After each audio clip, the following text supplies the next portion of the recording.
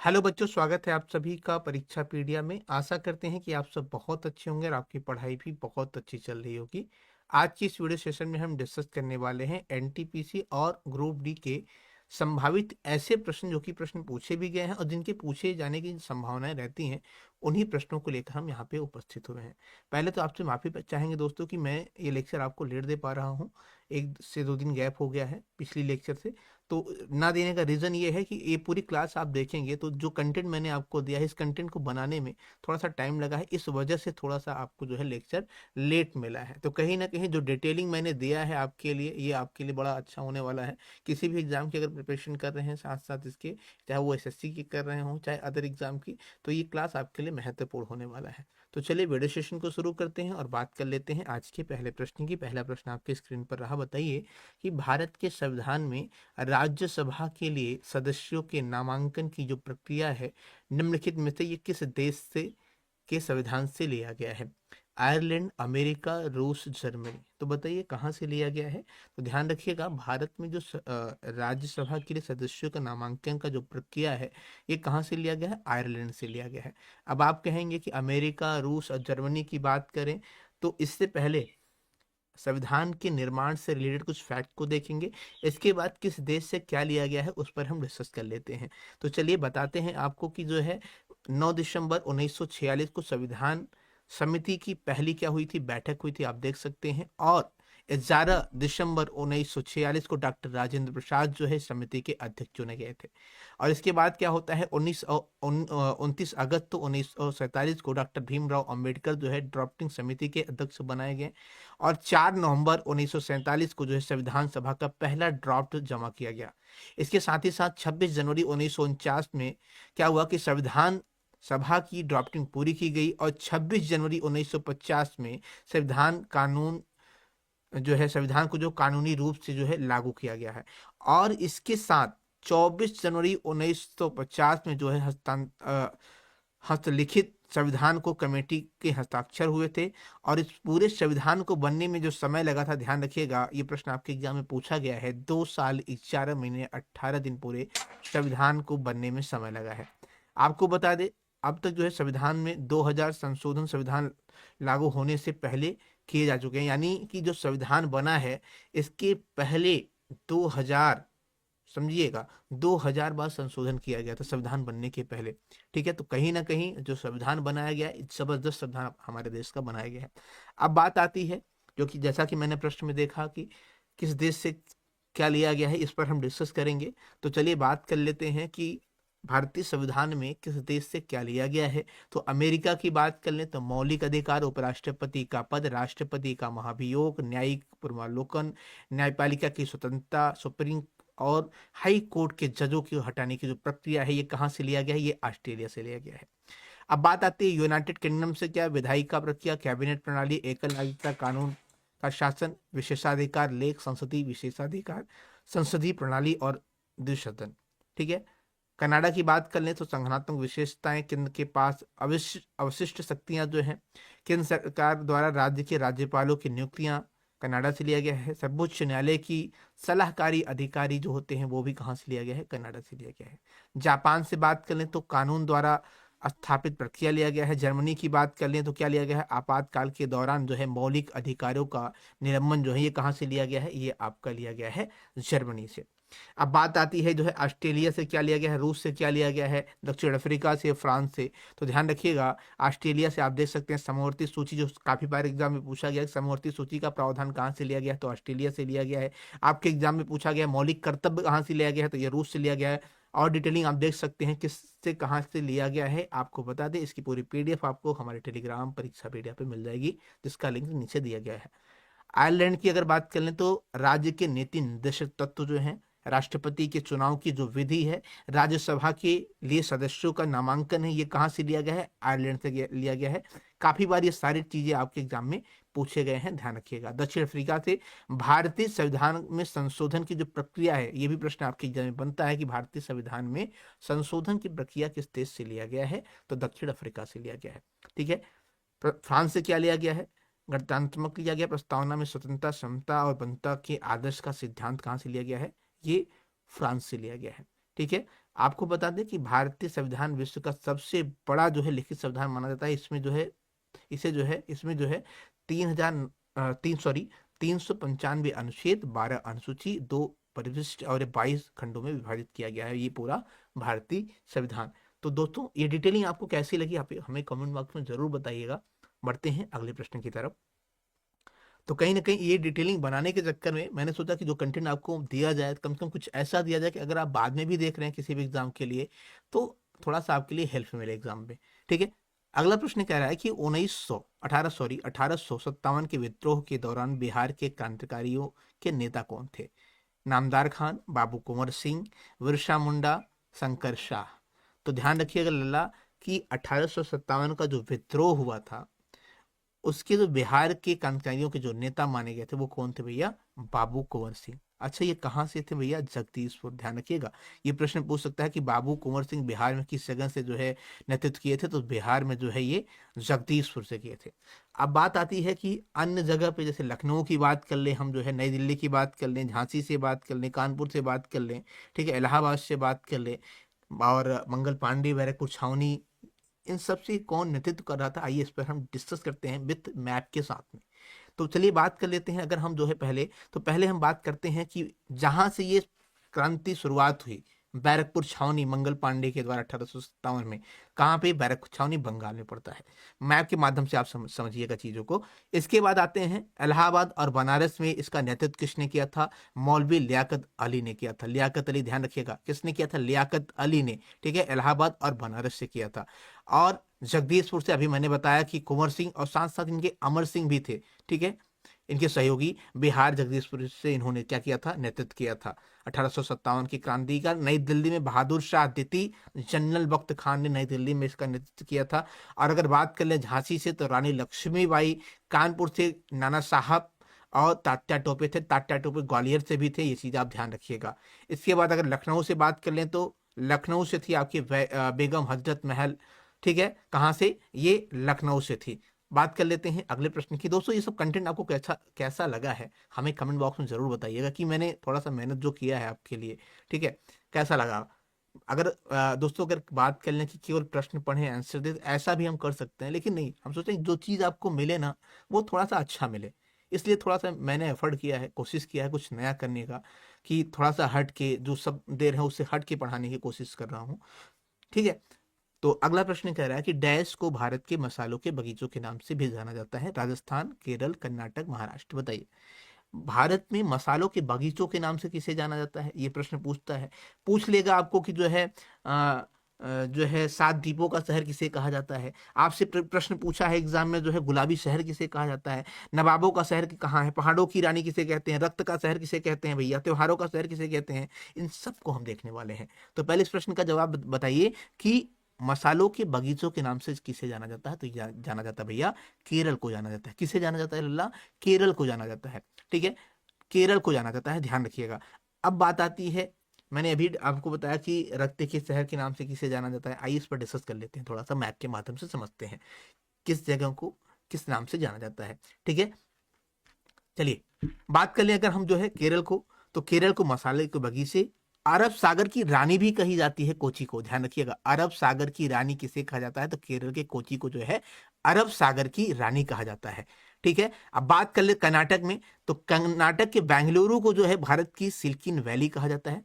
ठीक है, पूर्व का रोम कहा जाता है बेंगलोर को। बेंगलोर को नहीं, मैंगलोर को जो है पूर्व का रोम कहा जाता है। कहाँ पे है? कर्नाटक में है। ठीक है, महाराष्ट्र की बात करें, 7 द्वीपों का शहर, गेटवे ऑफ इंडिया किसे कहा जाता है? महाराष्ट्र को। अगर राजस्थान की बात कर ले तो व्हाइट सिटी उदयपुर को कहा जाता है। झीलों का शहर उदयपुर को कहा जाता है। पूर्व का वेनिस, ध्यान रखिएगा काफी बार प्रश्न पूछा गया है, पूर्व का वेनिस किसे कहा जाता है? तो ये कहा जाता है उदयपुर को। गुलाबी शहर किसे कहा जाता है? जयपुर को कहा जाता है। इसके बाद आते हैं हम, रक्त का शहर तेजपुर असम में है। ठीक है, भारत का चाय का शहर, चाय का बगीचा कह सकते हैं, तो ये किसे कहा जाता है? असम में है, डिब्रूगढ़ को। ठीक, उत्तर प्रदेश की बात कर ले, नवाबों का शहर लखनऊ को कहा जाता है। किसे? लखनऊ को। घाटों का शहर बनारस को कहा जाता है। ठीक, ध्यान रखिएगा, नवाबों का शहर लखनऊ, घाटों का शहर बनारस, अमृतों का शहर प्रयागराज यानी इलाहाबाद। ये चीज आप ध्यान रखिएगा। ठीक है, बात आई समझ में। और अगला है आपका जो है पहाड़ों की रानी, पहाड़ों की रानी कहा जाता है मसूरी उत्तराखंड को, उत्तराखंड में। ठीक है, त्योहारों का शहर मदुरई तमिलनाडु में है, मंदिरों का शहर मदुरई तमिलनाडु में है, पूर्व का एथेंस मदुरई तमिलनाडु में। तो कहीं ना कहीं कुछ आपको नया मिला, कुछ अच्छा मिला, आप कमेंट बॉक्स में जरूर बताइए। हम एक बार कह रहे हैं, एक बार आप कमेंट बॉक्स बताइए क्लास आपको कैसी लगी। चाहे 10 लोग देख रहे हैं क्लास को, 20 लोग देख रहे हैं क्लास को, अगर अच्छी लगी है, अगर नए हैं हमारे चैनल पे, तो कोशिश करिएगा आपका एक लाइक, सब्सक्राइब, कंटेंट अगर आपको अच्छा लग रहा है तो करिएगा। ऐसे ही वीडियो देखने के लिए बढ़ते हैं अगले प्रश्न की तरफ। अगला प्रश्न कह रहा है हड़प्पा स्थल नदी के तट पर स्थित है। बच्चों, एक प्रश्न के साथ कम से कम हम 5 से 10 डिटेल दे रहे हैं। तो ये डिटेल देने का मतलब ये नहीं है कि हम अच्छा पढ़ा रहे हैं, हम व्यूज, नहीं नहीं। आप, हम कह रहे हैं 85 लोग कंटेंट को देखिए, 85 लोग क्लास को देखिए, लेकिन पूरी क्लास को देखिएगा। पूरी क्लास में ऐसे मैंने कंटेंट को भरा हुआ है। तो कहीं ना कहीं अगर आप एनटीपीसी, रेलवे, एसएससी, किसी भी एग्जाम की प्रिपरेशन करें लल्ला, तो ये क्लास आपके लिए थोड़ा सा हेल्प मिलेगा। हम नहीं कह रहे पूरा यहीं से छप के आएगा, नहीं नहीं, थोड़ा सा आपको हेल्प मिलेगा, रिवीजन मिलेगा, आपको रिवीजन करने का एक अवसर मिल रहा है आपको। ठीक है, अगला है हड़प्पा स्थल नदी किस नदी के तट पर है? सरस्वती, सिंधु, व्यास, रावी। बताइए, सरस्वती, सिंधु, व्यास, रावी ये कहाँ पे है? तो ध्यान रखिएगा लला, ये रावी में है। हड़प्पा स्थल जो है ये रावी नदी तट पर है। ठीक है लल्ला, ऑप्शन नंबर हम जाएंगे किसके साथ? 4 के साथ। अब डिटेलिंग में अगर हम देखें तो हड़प्पा के बारे में हम जानते हैं। हड़प्पा, ध्यान रखिएगा, हड़प्पा जो है माउंट गोमरी पाकिस्तान में स्थित है। ठीक है, स्थल हड़प्पा। और इसकी खोजकर्ता कौन थे? दयाराम साहनी। काफी बार आपके एग्जाम में पूछा गया, कब किया था? 1921 में। नदी सागर तट रावी के बाएं तट पर स्थित है, ध्यान रखिएगा, आप मैप में भी देख सकते हैं। अब बात आती है यहाँ पे दुल्ला कि हड़प्पा जो स्थल है, यहाँ से क्या क्या साक्ष्य प्राप्त हुए थे, ये प्रश्न आपके एग्जाम पूछता है। और प्रश्न कौन कौन सा पूछा गया? संघ का बना बैल कहाँ मिला है? तो हड़प्पा में मिला है। ठीक है, उर्वरता की देवी का चित्र कहाँ मिला है? हड़प्पा में मिला है। ईंटों का वृत्ताकार चबूतरे कहाँ मिले? हड़प्पा में मिले हैं। समाधि R37 कब्रिस्तान कहाँ मिले हैं? ये भी आपके जो है हड़प्पा में मिले हैं। पीतल का बना इक्का कहाँ मिला है? हड़प्पा मिला है। बर्तन के बने मछुआरे का चित्र कहाँ मिला है? हड़प्पा मिला है। 2 टीलों का साक्ष्य कहाँ मिला है? हड़प्पा मिला है। पूर्व का टीला नगर टीला और दुर्ग का टीला पश्चिमी टीला, ये कहाँ मिला है लल्ला? ये आपके हड़प्पा मिले हैं। ठीक है, बात कर लेते हैं अगले प्रश्न की। अब हम आपको नहीं कहेंगे कि आप लाइक करिए, सब्सक्राइब करिए या कुछ करिए, कंटेंट आपको अच्छा लगेगा तो करिएगा। ठीक है, अगला प्रश्न आपकी स्क्रीन पर है, बताइए भारत में कितने राज्यों ने नेपाल के साथ सीमा साझा की है? ठीक है, भारत के कितने ऐसे राज्य हैं जो नेपाल के साथ अपना सीमा साझा करते हैं? बताइए। 8, 3, 5, 4, 8, 3, 5, 4। और वो राज्य कौन कौन से, ये भी हम डिस्कस करेंगे। ठीक है, केवल प्रश्न पढ़ के आगे नहीं बढ़ना भैया। तो भारत के कितने ऐसे राज्य हैं लल्ला कि जो नेपाल के साथ अपना साझा करते हैं? तो 5 राज्य हैं। कौन कौन से हैं? 5 राज्य हैं। अब इससे हम समझेंगे कैसे, आइए मैप के साथ समझते हैं, मैप के द्वारा समझते हैं, मैप के द्वारा समझते हैं। ठीक है, पहला तो आपका हो गया भैया, कौन कौन सा है भैया? हमने बताया एक आपका ये उत्तराखंड हो गया। कौन सा है? उत्तराखंड हो गया। ठीक है, यूके, ये आपका यूपी हो गया। ठीक है, यूपी हो गया। ये बिहार हो गया। ठीक है, ये बिहार हो गया। ये आपका क्या हो गया? बंगाल हो गया, बंगाल, वेस्ट बंगाल। आई बात समझ में? और आपका सिक्किम। तो 5 ऐसे राज्य हैं जो बिहार नेपाल के साथ अपना बॉर्डर साझा करते हैं। अब बॉर्डर कितनी दूरी है? तो 1751 किलोमीटर जो है भारत की सीमा नेपाल से लगी हुई है। ठीक है, कितनी? 1751 किलोमीटर की सीमा जो है इंडिया भारत से लगी हुई है। ठीक है, आई बात समझ में? आई बात समझ में भैया? ठीक, आप देख सकते हैं मैप के माध्यम से मैंने आपको चीजों को समझाने की कोशिश किया है। भारत में नेशनल यूनिटी डे या कह सकते हैं राष्ट्रीय एकता दिवस कब मनाया जाता है? तो भारत में नेशनल यूनिटी डे या कह सकते हैं राष्ट्रीय एकता दिवस अगर पूछ लिया आपसे कब मनाया जाता है हिल्ला, तो ये मनाया जाता है कब? ये मनाया जाता है 31 अक्टूबर को। ठीक है, सरदार वल्लभ भाई पटेल को समर्पित है, ये चीज आप ध्यान रखिएगा। बढ़ते हैं अगले प्रश्न की तरफ। सूर्य को देखने के लिए किस यंत्र का प्रयोग किया जाता है? सूर्य को देखने के लिए ध्यान रखिएगा हेलियोस्कोप का प्रयोग किया जाता है। किसका? हेलियोस्कोप का। ऑप्शन नंबर हम जाएंगे किसके साथ? 3 के साथ। ठीक है, आइए डिटेलिंग देख सकते हैं। तो टेलीस्कोप जो है यह प्रकाशीय उपकरण जिसका प्रयोग दूर स्थित वस्तुओं को देखने के लिए किया जाता है। ठीक, अगर पूछ ले आपसे आइडियोमीटर क्या होता है, तो आइडियोमीटर ध्वनि की तीव्रता को जो है मापता है। अगर अल्टीमीटर की बात कर लें, जो आपके ऑप्शन है उन्हीं ऑप्शन के बारे में हम डिटेल बता रहे हैं। तो अल्टीमीटर ऊंचाई मापक यंत्र है जिसका उपयोग विमानों में किया जाता है। ठीक, बढ़ते हैं अगले प्रश्न की तरफ। अगला प्रश्न कह रहा है कि 2023-24 मानक विकास रिपोर्ट में मानव विकास सूचकांक में शीर्ष पर कौन सा देश रहा है? नॉर्वे, स्वीडन, फिनलैंड या स्विट्जरलैंड? तो ध्यान रखिएगा, इसमें आपका स्विट्जरलैंड जो है पहले स्थान पर रहा है। कौन से स्थान पर? पहले स्थान पर स्विट्जरलैंड रहा है। संयुक्त राष्ट्र विकास कार्यक्रम की नवीनतम जो रिपोर्ट आई है, ध्यान रखिएगा, उसमें वैश्विक मानव विकास सूचकांक में HDI में भारत की अगर स्थिति की बात कर लें तो 193 देशों में भारत की जो स्थिति रही है वो 134 रही है। 134 कौन रहा है भैया? भारत। ठीक है, 193 देशों में कितने? 193 देशों में भारत की जो स्थिति रही है वो 134 रही है। आई बात समझ? बढ़ते हैं अगले प्रश्न की तरफ। अगला प्रश्न आपकी स्क्रीन पर है, बताइए भारतीय संविधान का निम्नलिखित में से कौन सा अनुच्छेद शिक्षा के अधिकार के प्रावधान से संबंधित है? अनुच्छेद 12, अनुच्छेद 22, 21A, अनुच्छेद 21, अनुच्छेद 18? बताइए भारतीय संविधान का निम्नलिखित में से कौन सा अनुच्छेद शिक्षा के अधिकार के प्रावधान से संबंधित है? तो यह है आपका अनुच्छेद 21A है। ठीक है, अनुच्छेद 21A जो है ये भारतीय संविधान के शिक्षा के अधिकार के प्रावधान से संबंधित है। ऑप्शन नंबर 2 आपका सही है। बढ़ते हैं इसके डिटेलिंग की तरफ।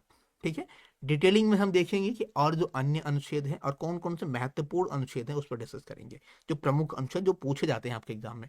तो अनुच्छेद 15 में ध्यान रखिएगा, इस पर एक मूवी भी आई है, आर्टिकल 15। ठीक है, इस पर एक मूवी भी आई है, ध्यान रखिएगा। इसमें जो है धर्म, मूल वंश, जाति, लिंग या जन्म स्थान के आधार पर भेदभाव का निषेध है, अनुच्छेद 15 में। अनुच्छेद 21 में क्या कहा गया है? जीवन एवं व्यक्तिगत स्वतंत्रता की सुरक्षा। अनुच्छेद 21A में क्या क्या है? प्रारंभिक शिक्षा का अधिकार, जिस पर मैंने अभी डिस्कस किया है। अनुच्छेद 368 कहती है भारतीय में संशोधन करने की संसद की शक्तियां। जो संसद में जो है संशोधन किया जाता है वो अनुच्छेद 368 के तहत किया जाता है। ये प्रश्न काफी बार आपके एग्जाम में पूछा गया है। संघ की जो राजभाषाएं हैं वो अनुच्छेद 343 में आता है। अनुच्छेद 40 में ध्यान रखिएगा ग्राम पंचायतों का संगठन आता है। ठीक है, अनुच्छेद 124 में सर्वोच्च न्यायालय की स्थापना है। अनुच्छेद 343 ये आपका रिपीटेड हुआ है, आपने देखा संघ की राजभाषा। तो कुछ ये महत्वपूर्ण अनुच्छेद हैं जिसे आप नोट डाउन भी कर लीजिएगा। फिर से बताना चाहेंगे, PDF आपको हमारे टेलीग्राम पे मिल जाएगी। बढ़ते हैं अगले प्रश्न की तरफ। किस वेद में ऋचाओं की संख्या सर्वाधिक है? सामवेद में, अथर्ववेद में, ऋग्वेद में, यजुर्वेद में? तो ऋचाओं की जो संख्या है वो सबसे अधिक मानी जाती है कहाँ पे भैया? ऋग्वेद में। ठीक है, ऋग्वेद में। ऑप्शन नंबर हम जाएंगे लल्ला 3 के साथ। ठीक है, ऋग्वेद में ऋचाओं की संख्या सबसे अधिक मानी जाती है। ऋचा यानी जो मंत्र हैं, इनकी जो संख्या है वो सबसे अधिक कहाँ पे है? तो ये किस वेद में है? ऋग्वेद में। कितना है? तो 10,580। ठीक है, आइए इस पर डिस्कस करते हैं। चारों वेद को देखते हैं किसमें कितनी ऋचाएं हैं और स्तुति है। ऋग्वेद की बात करें तो ऋग्वेद 4 वेदों में ऋग्वेद सबसे प्राचीन वेद माना जाता है। सबसे प्राचीन प्रश्न पूछा गया कि सबसे प्राचीन वेद कौन सा है? तो ऋग्वेद है, ध्यान रखिएगा। चिकित्सा शास्त्र से संबंधित है कौन सा? ऋग्वेद, ध्यान रखिएगा। चिकित्सा शास्त्र ऋग्वेद है। ऋग्वेद की संहिता में 10 मंडल हैं। कितने मंडल पूछे गए? ये सारे चीज आपके एग्जाम में पूछेंगे। अगर आप प्रीवियस ईयर किसी भी एग्जाम में देखेंगे तो कहीं ना कहीं ये चीज आपको देखने को मिलेगा। तो ऋग्वेद की संहिता 10 मंडल है, 1028 सूक्त हैं। वेद मंत्रों की समूह को सूक्त कहते हैं, ध्यान रखिएगा। वेद मंत्रों का जो सूक्त होता है उसी को हम समूह कहते हैं। और 10,580 ऋचाएं यानी मंत्र हैं। इसके प्रणेता, इसके लेखक कौन है? तो धन्वंतरि इसके लेखक हैं। बात करते हैं सामवेद की। तो सामवेद की अगर बात कर लें तो सामवेद, इस वेद में कुल 1,549 ऋचाएं हैं यानी मंत्र हैं। सामवेद में संगीत शास्त्र से संबंधित है विषयों की जानकारी मिलती है। इसमें 7 स्वर जो हैं यहीं से लिए गए हैं। सारे गामा पा नी जो स्वर हैं ये कहाँ से लिए गए हैं? ये आपके सामवेद से लिए गए हैं। आपसे एक प्रश्न पूछता है कि महामृत्युंजय कहाँ से लिया गया है? तो यजुर्वेद से लिए गए हैं। कितने अध्याय हैं? 18 अध्याय हैं। 3,988 मंत्र हैं यजुर्वेद में, ध्यान रखिएगा। ठीक है, कितने? 3,988 मंत्र हैं। महामृत्युंजय मंत्र का उल्लेख यजुर्वेद में मिलता है। और इसका प्रधान विषय यज्ञ, यानी यज्ञों से रिलेटेड जो क्रियाकलाप हैं, कार्य हैं, मंत्र हैं, वो कहाँ देखने को मिलते हैं? यजुर्वेद में मिलते हैं। अगर इसके बाद अगर बात करें इसके प्रणेता कौन है, तो भरत मुनि इसके प्रणेता है, और सामवेद के भी भरत मुनि प्रणेता है, ये चीज ध्यान रखिएगा। ऋग्वेद और सामवेद के प्रणेता कौन है? भरत मुनि है। अब आते हैं हम अथर्ववेद की तरफ। अथर्ववेद जो है, अथर्ववेद में 20 अध्याय हैं, 5800 जो है 87 मंत्र हैं और 8 खंड है। कितना? 5887 मंत्र हैं और 8 खंड है।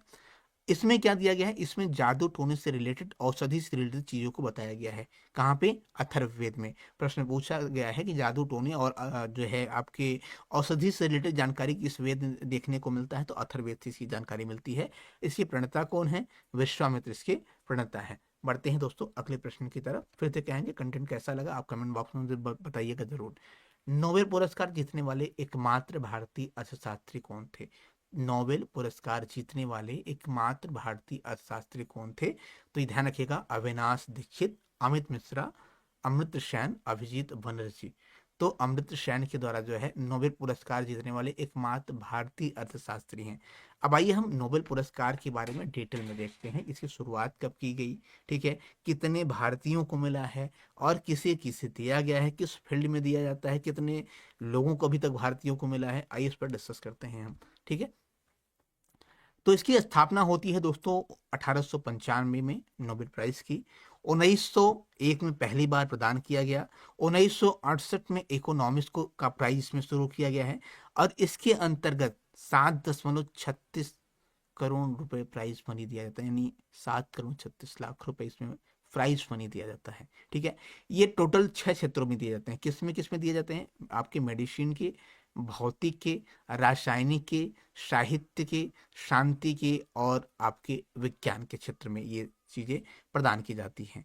अगर बात कर लें नोबेल प्राइज पाने वाले भारतीय मूल के व्यक्तियों की संख्या कितनी है, अभी तक इनमें 9 लोगों को दिया गया है। पहला दिया गया था रविन्द्रनाथ टैगोर को साहित्य के क्षेत्र में 1913 में।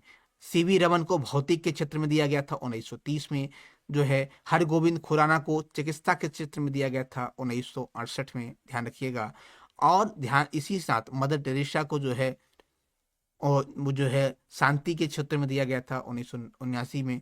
ठीक है, और सुब्रमण्यम चंद्रशेखर को भौतिकी के क्षेत्र में जो है 1993 में। अमृत सेन को अर्थशास्त्र के क्षेत्र में 1998 में। VR राधाकृष्ण को रसायन के क्षेत्र में 2009 में। कैलाश सत्यार्थी को 2014 में शांति के क्षेत्र में। अभिजीत बनर्जी को अर्थशास्त्र के क्षेत्र में 2019 में दिया गया था। तो आप इसे शॉर्ट स्क्रीन भी ले सकते हैं। इसकी PDF फिर से बताना चाहेंगे आपको टेलीग्राम पे मिल जाएगी, लिंक नीचे दिया गया है। अगला प्रश्न है, स्वतंत्र भारत का पहला नदी बांध इनमें से किस नदी पर बनाया गया है? कृष्णा, गंगा, दामोदर, यमुना। तो स्वतंत्र भारत का पहला नदी बांध इनमें से किस नदी पर बनाया गया है? तो ये बनाया गया है दामोदर नदी पे। कहाँ पे? दामोदर नदी पर बनाया गया है, ध्यान रखिएगा। अब कौन सी नदी पे कौन सी बांध बनाई गई है, इसकी डिटेलिंग हम कुछ नदियों को लेंगे और बाकी आपको आप इसे देख लीजिएगा। बाण सागर परियोजना सोन नदी पर बिहार, उत्तर प्रदेश और मध्य प्रदेश राज्य को जोड़ता है। हीराकुंड परियोजना जो महानदी पर बनी है, ये उड़ीसा क्षेत्र में है। व्यास परियोजना व्यास नदी पर हरियाणा, पंजाब और राजस्थान के क्षेत्र को कवर करता है। भद्रा परियोजना भद्रा नदी पर कर्नाटक में है। भाखड़ नागल परियोजना काफी बार आपके एग्जाम में पूछा गया कि ये किस नदी पर है, तो ये सतलुज नदी पर है। ठीक है, पंजाब, राजस्थान, हरियाणा, हिमाचल प्रदेश के क्षेत्र को ये कवर करता है। इंदिरा गांधी नहर परियोजना की बात करें, सतलुज नदी पर है, राजस्थान, पंजाब, हरियाणा पे है। चंबल परियोजना चंबल नदी पर है, मध्य प्रदेश, राजस्थान को ये कनेक्ट करता है। दामोदर घाटी परियोजना, तो दामोदर घाटी परियोजना जो है दामोदर नदी पर झारखंड और पश्चिम बंगाल के जो है ये क्षेत्र में है। ठीक है, बाकी आप देख सकते हैं दुर्गा बैराज परियोजना दामोदर नदी पर झारखंड और पश्चिम बंगाल का जो क्षेत्र है इसे कवर करता है, दोनों राज्यों के लिए। बढ़ते हैं अगले प्रश्न की तरफ। भारतीय संविधान के किस अनुच्छेद में यह निर्दिष्ट किया गया है कि राज्य का जो ग्राम पंचायत का संगठन करने के लिए एक कदम उठाएगा? ये अनुच्छेद किस में है? तो अनुच्छेद 40 में है, ध्यान रखिएगा। अब इससे रिलेटेड कुछ अनुच्छेद को हम देख लेते हैं। अनुच्छेद 40 में ग्राम पंचायतों का संगठन, अनुच्छेद 41 में कुछ दशाओं में काम, शिक्षा और लोक सहायक पाने का अधिकार, अनुच्छेद 42 में काम की न्याय संगत और मानवोचित दशाओं का प्रसूत सहायक का उपबंध। अनुच्छेद 43 में कर्मकारों के निर्वाह मजदूर और कुटीर उद्योग का प्रोत्साहन करना अनुच्छेद 43 में किया गया है। बात कर लेते हैं अगले प्रश्न की। आपको एक चीज देखने को मिला कि मैंने यहाँ पे ये भी कनेक्ट किया कि ये प्रश्न पूछे कब गए हैं। जो प्रश्न पूछे गए हैं वहाँ पे मैंने बता दिया कि आरआरबी एनटीपीसी में ये प्रश्न पूछा गया है। बढ़ते हैं अगले प्रश्न की तरफ। आनंद मठ उपन्यास के लेखक कौन है? आनंद मठ उपन्यास के जो लेखक हैं वो कौन है भैया? तो आनंद मठ उपन्यास के लेखक जो हैं ये आपके जो है बंकिम चंद्र चट्टोपाध्याय हैं। आपको बता दें कि इनके द्वारा ये आनंद मठ बंगला भाषा में लिखा गया था और इसी से जो है राष्ट्रीय गीत जो वंदे मातरम है इसी उपन्यास से लिया गया है। ठीक है, बात करते हैं अगले प्रश्न की। अगला प्रश्न आपकी स्क्रीन पर है। म्यांमार की मांडले जेल में गीता रहस्य जो भगवत गीता पर एक भाष्य है ये किसने लिखी थी? ठीक है, ये किसने लिखी थी? तो ध्यान रखिएगा ये लिखा गया था किसके द्वारा? बाल गंगाधर तिलक जी के द्वारा। ठीक है, स्वराज हमारा जन्मसिद्ध अधिकार है ये किसके द्वारा कहा गया था? बाल गंगाधर तिलक के द्वारा। ठीक है, बाल गंगाधर तिलक के द्वारा ध्यान रखिएगा मराठा दर्पण केसरी नामक प्रचार पत्र भी शुरू किया गया था। कौन सा? मराठा दर्पण और केसरी नामक समाचार पत्र भी शुरू किया गया था 28 अप्रैल 1916 में। ध्यान रखिएगा बेलगांव में जो है बाल गंगाधर तिलक ने पुणे में होम रूल की स्थापना की। तो होम रूल की स्थापना किसने की? बाल गंगाधर तिलक ने। यह भी प्रश्न आपके एग्जाम में पूछा जाता है। वेलेंटाइन सिरोल ने बाल गंगाधर तिलक को ध्यान रखिएगा भारतीय अशांति का जनक कहा है। ठीक है, किसको? बाल गंगाधर तिलक जी को। बात करते हैं अगले प्रश्न की लल्ला। भारत का पैथन जल विद्युत परियोजना कहाँ पर स्थित है? तो ये कहाँ पर स्थित है? महाराष्ट्र में स्थित है। कहाँ पर स्थित है भैया? ये आपका स्थित है कहाँ पे? महाराष्ट्र में स्थित है, ध्यान रखिएगा। ठीक है, ये आपका महाराष्ट्र में स्थित है। ऑप्शन नंबर हम जाएंगे 4 के साथ। अब कुछ अन्य परियोजनाएं हैं। टिहरी बांध पर उत्तराखंड भागीरथी नदी पर है, स्थापना 1978 में। श्री सैलम आंध्र प्रदेश कृष्णा नदी पर है 1960 में। भाखड़ा नागल बांध हिमाचल प्रदेश में सतलुज नदी पर है। नागार्जुन सागर बांध ध्यान रखिएगा आंध्र प्रदेश के तेलंगाना में कृष्णा नदी पर स्थित है। और आपका इडुक्की जो केरल में है पेरियार नदी पर है। सरदार सरोवर बांध जो गुजरात नर्मदा नदी पर स्थित है 1987 में जो है ये स्थापित किया गया था। शिवानंद समुद्रम जो है कर्नाटक में है कावेरी नदी पर है। तो आप अन्य भी जो दिए गए हैं डिटेल आप इसे देख सकते हैं। बात कर लेते हैं अगले प्रश्न की। भारत का कौन सा राज्य कपास का अग्रणी उत्पादक है? गुजरात, तेलंगाना, महाराष्ट्र, गोवा। तो भारत का कौन सा राज्य कपास के लिए अग्रणी उत्पादक है? तो ये कौन सा राज्य है भैया? ये आपका है, आपका महाराष्ट्र है। ठीक है, महाराष्ट्र है। ध्यान रखिएगा जो पश्चिम बंगाल है ये चावल और जूट के लिए जाना जाता है। ठीक, वेस्ट बंगाल की बात करें अगर तो ये चावल और जूट के लिए जाना जाता है। आंध्र प्रदेश की बात करें तो मक्का और फल के लिए जाना जाता है। केरल की बात कर लें हम तो काली मिर्च के लिए जाना जाता है, प्राकृतिक रबर के लिए जाना जाता है। उत्तर प्रदेश की बात कर ले तो खाद्यान्न और गेहूं गन्ना के लिए जाना जाता है। ठीक, बढ़ते हैं अगले प्रश्न की तरफ। ये प्रश्न आपके एग्जाम में पूछा भी गया है। सौर मंडल का कौन सा ग्रह सूर्य के सबसे नजदीक है? बताइए, सौर मंडल का कौन सा ग्रह सूर्य के सबसे नजदीक है? पृथ्वी, बुध, शुक्र या मंगल? बताइए, तो ये कौन सा है भैया? बताइए, तो ये आपका बुध है। ऑप्शन नंबर हम जाएंगे जो है 2 के साथ। ध्यान रखिएगा बुध के बारे में अगर हम डिस्कस कर लें, सौर मंडल का सबसे छोटा ग्रह माना जाता है। ठीक है, सबसे छोटा ग्रह सौर मंडल का, सौर मंडल का सबसे छोटा ग्रह। ठीक है, प्राकृतिक उपग्रह का अभाव है इसमें। ठीक है, बात आई समझ में। अगर हम शुक्र की बात कर लें तो शुक्र को जो है ये सर्वाधिक चमकीला ग्रह माना जाता है। सर्वाधिक चमकीला ग्रह कौन माना जाता है? शुक्र माना जाता है। ठीक, बात कर लेते हैं अगले प्रश्न की। अगले प्रश्न की बात करते हैं कि भारत के संविधान का कौन सा अनुच्छेद राज्यपाल की नियुक्ति से संबंधित है? अनुच्छेद 143, अनुच्छेद 148, अनुच्छेद 149, अनुच्छेद 155। तो जो है राज्यपाल की नियुक्ति से जो संबंधित है तो ये आपका अनुच्छेद 155 है। बात कर लेते हैं लल्ला अगले प्रश्न की। ऋग्वेद में 1028 सूक्त हैं जिन्हें 10 पुस्तकों में वर्गीकृत किया गया है, जिन्हें डैश के नाम से जाना जाता है। मंडल, अनुत्त, सुक्त या पदपथ। तो इन्हें ध्यान रखिएगा, किसके नाम से जाना जाता है, इन्हें मंडल के नाम से जाना जाता है। ऑप्शन नंबर आपका एक सही है। बढ़ते हैं अगले प्रश्न की तरफ। पृथ्वी पर पाए जाने वाले ऑक्सीजन छोड़ने वाले प्रथम प्रकाश संश्लेषण जीव कौन से हैं? तो ये कौन से हैं भैया? तो ये साइनोबैक्टीरिया हैं। ऑप्शन नंबर जाएंगे हम इसके साथ, 4 के साथ जाएंगे। बात कर लेते हैं अगले प्रश्न की। इसके पहले इसकी डिटेलिंग के बारे में देख लेते हैं। तो पृथ्वी पर पाए जाने वाले जो है ऑक्सीजन छोड़ने वाले प्रथम प्रकाश संश्लेषण जीव साइनोबैक्टीरिया थे। साइनोबैक्टीरिया साधारण प्रकाश संश्लेषी जीवधारी होते हैं।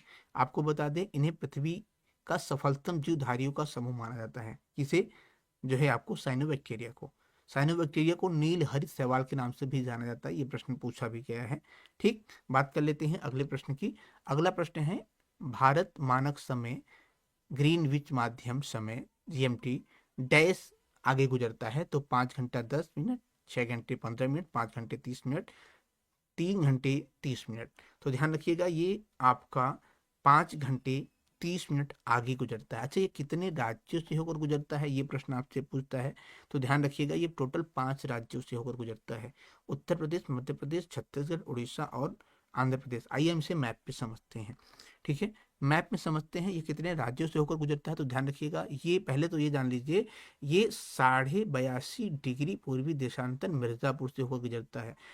वर्तमान समय की स्थिति बता रहे हैं आपको। और एक सबसे महत्वपूर्ण बात, अगर आपके ऑप्शन में मिर्जापुर नहीं है, नैनी है, प्रयागराज, इलाहाबाद है, तो आप उस पर टिक कर सकते हैं। ये पहले की डाटा है। लेकिन आपका जो नया वो है, वो मिर्जापुर से होकर गुजरता है साढ़े 82 डिग्री पूर्वी देशांतर में। ठीक है, ये चीज़ आप ध्यान रखिए। कौन कौन से राज्यों से होकर गुजरता है, इस पर अगर हम डिस्कस करें तो उत्तर प्रदेश, मध्य प्रदेश, छत्तीसगढ़, उड़ीसा और आंध्र प्रदेश, ये वो 5 राज्य हैं जहां से आपका मानक समय ग्रीनविच रेखा गुजरता है। ठीक है, 5.5 घंटे आगे। ठीक, आई समझ में? आप मैप के माध्यम से देख सकते हैं। और एक चीज ध्यान रखिएगा, फिर से बताना चाहूंगा, मिर्जापुर वर्तमान समय में, अगर ऑप्शन में मिर्जापुर नहीं है तो आप इलाहाबाद, नैनी या प्रयागराज जो भी दिया रहेगा उस पर आप टिक कर सकते हैं। बढ़ते हैं अगले प्रश्न की तरफ। अगला प्रश्न है कि किसे FICCI का अध्यक्ष चुना गया। अब हम करंट के प्रश्नों पर डिस्कस करेंगे। तो FICCI का अध्यक्ष जो चुना गया है, ध्यान रखिएगा, यह चुना गया है किसे? हर्षवर्धन अग्रवाल को चुना गया है।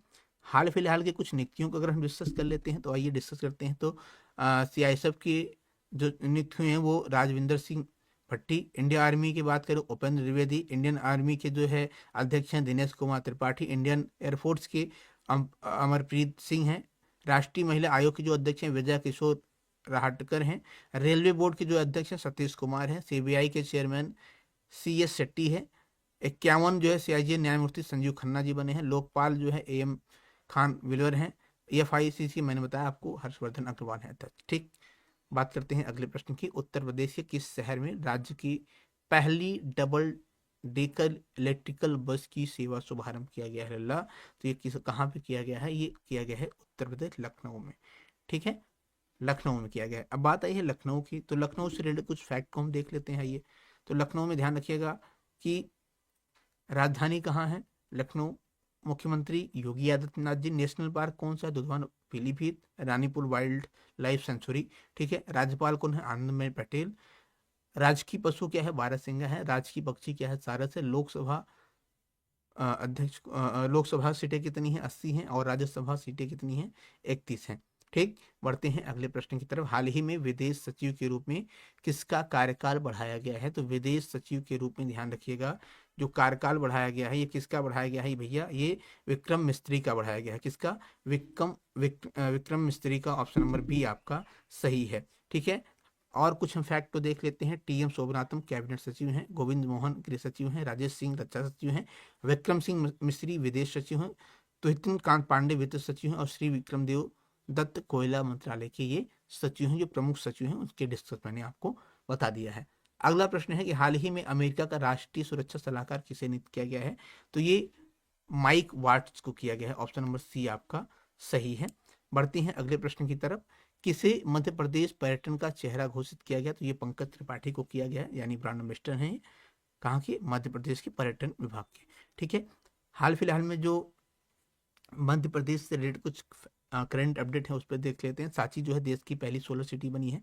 नर्मदा लोक अमरकंटक प्रस्तावित हुआ है। ओरछा के यूनेस्को की जो है विरासत सूची में शामिल किया गया है ओरछा को। ग्वालियर जो है यूनेस्को द्वारा संगीत शहर चुना गया है। दुर्गावती टाइगर रिजर्व देश का 54 राष्ट्रीय वन रिजर्व बना है। और प्रधानमंत्री ने ग्वालियर में बायो सीएनजी प्लांट के साथ साथ भारत की पहली आधुनिक आत्मनिर्भर लाल टिपरा गौशाला का उद्घाटन किया है। कहाँ पे? मध्य प्रदेश में। ठीक है, बात कर लेते हैं अगले प्रश्न की। प्रधानमंत्री नरेंद्र मोदी ने बिहार के किस शहर में एम्स की आधारशिला रखी है? तो ये रखा है कहाँ पे? दरभंगा में। ऑप्शन नंबर में जाए किसके साथ? सी के साथ। अब बिहार के बारे में अगर बात कर लें तो बिहार के बारे में यहाँ के कुछ करंट अपडेट को देख लेते हैं। पहले तो पटना राजधानी है इसकी। ठीक है, मुख्यमंत्री नीतीश कुमार है। राजेंद्र औलंकर यहाँ के राज्यपाल है। बात कर लेते हैं बिहार से अपडेट कुछ करंट की। तो आपदा के पूर्वानुमान के लिए नीतीश ऐप लॉन्च किया गया है। जाति आधारित जनगणना शुरू करने वाला पहला राज्य बना है, ध्यान रखिएगा। ये प्रश्न आपके एग्जाम में पूछा भी गया है करंट अफेयर में। तांबे से बना बापू टावर कहाँ पे है? पटना है। राजगीर बिहार 8वीं महिला एशिया हॉकी चैंपियन ट्रॉफी 2024 की मेजबानी की है। बिहार सरकार ने राज्य के सभी मंदिरों, मठों और ट्रस्टों के पंजीकरण अनिवार्य कर दिया गया। प्रधानमंत्री नरेंद्र मोदी जी द्वारा बिहार के राजगीर में नालंदा विश्वविद्यालय के नए परिसर का उद्घाटन किया है। बिहार में नागी पक्षी अभ्यारण्य और नकटी पक्षी अभ्यारण्य को रामसर सूची में शामिल किया गया। ये चीज आप ध्यान रखिएगा। और सबसे महत्वपूर्ण बात कि बिहार के सुल्तानगंज रेलवे स्टेशन का नाम बदलकर अब जो है अजगैबीनीनाथ धाम के नाम पर कर दिया गया है। बात करते हैं अगले प्रश्न की। इंडियन ऑयल कॉरपोरेशन का नया अध्यक्ष किसे नियुक्त किया गया है? तो ये अरविंदर सिंह साहनी को नियुक्त किया गया। किसे? अरविंदर सिंह साहनी को इंडियन ऑयल कॉरपोरेशन का नया अध्यक्ष नियुक्त किया गया है।